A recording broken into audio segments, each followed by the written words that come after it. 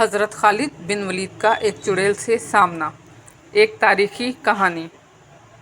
حضرت خالد بن ولید رضی اللہ تعالیٰ عنہ اسلامی تاریخ کے عظیم ترین سپہ سالاروں میں سے ایک تھے۔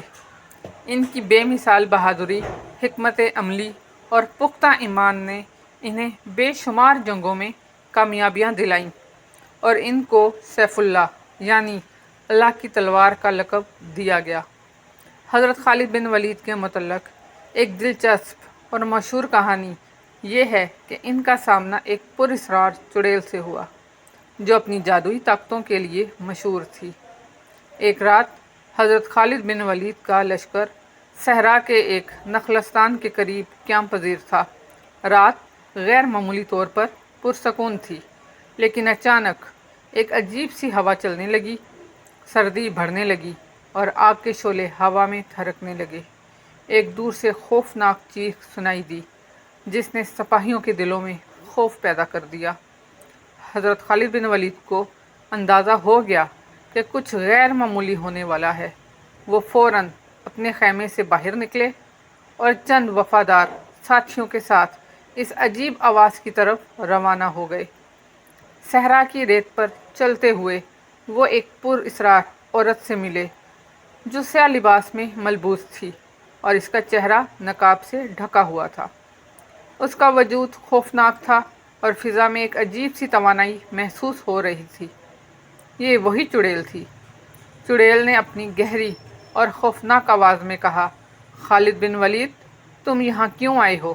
واپس چلے جاؤ، ورنہ میں وہ طاقتیں تم پر نازل کروں گی جنہیں تم سمجھ نہیں سکتے۔ حضرت خالد بن ولید، جن کا ایمان اللہ پر مکمل تھا، نے اطمینان سے جواب دیا، تیری دھمکیاں بے معنی ہیں۔ اللہ کی طاقت کے سامنے کوئی جادو یا طاقت نہیں چل سکتی۔ چڑیل نے اپنے ہاتھ اٹھائے اور ایک عجیب زبان میں جادوئی الفاظ بولنے لگی۔ ہوا اور بھی تیز ہو گئی، بادل گھرنے لگے اور زمین لرزنے لگی، لیکن حضرت خالد بن ولید مطمئن رہے۔ انہوں نے قرآن کی آیات تلاوت کی اور اللہ کی حفاظت طلب کی۔ جیسے ہی حضرت خالد نے آیات تلاوت کی، ہوا رک گئی، بادل چھٹ گئے اور زمین کا لرزنا بھی ختم ہو گیا۔ چڑیل کے چہرے پر خوف نمودار ہو گیا۔ وہ پیچھے ہٹی اور حضرت خالد کی طرف دیکھنے لگی جو پوری طاقت اور ایمان کے ساتھ اس کے سامنے کھڑے تھے۔ تیرا جادو اللہ کے مقابلے میں کچھ بھی نہیں، حضرت خالد نے کہا۔ یہ جگہ چھوڑ دے اور جان لے کہ ظلمت کی طاقتیں کبھی بھی حق کے نور پر غالب نہیں آ سکتی۔ چڑیل، جو اب لرز رہی تھی، نے ایک آخری چیخ ماری اور صحرا کی تاریکی میں غائب ہو گئی۔ حضرت خالد کے ساتھی اس منظر کو دیکھ کر حیران رہ گئے۔ وہ جانتے تھے کہ یہ حضرت خالد کا پختہ ایمان تھا جو انہیں ہر مشکل میں کامیاب کرتا ہے۔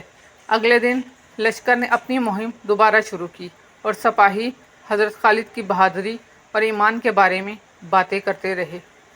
یہ واقعہ ایک مثال بن گیا کہ جب انسان مضبوط ہو اور اللہ پر بھروسہ ہو تو دنیا کی کوئی بھی طاقت نقصان نہیں پہنچا سکتی۔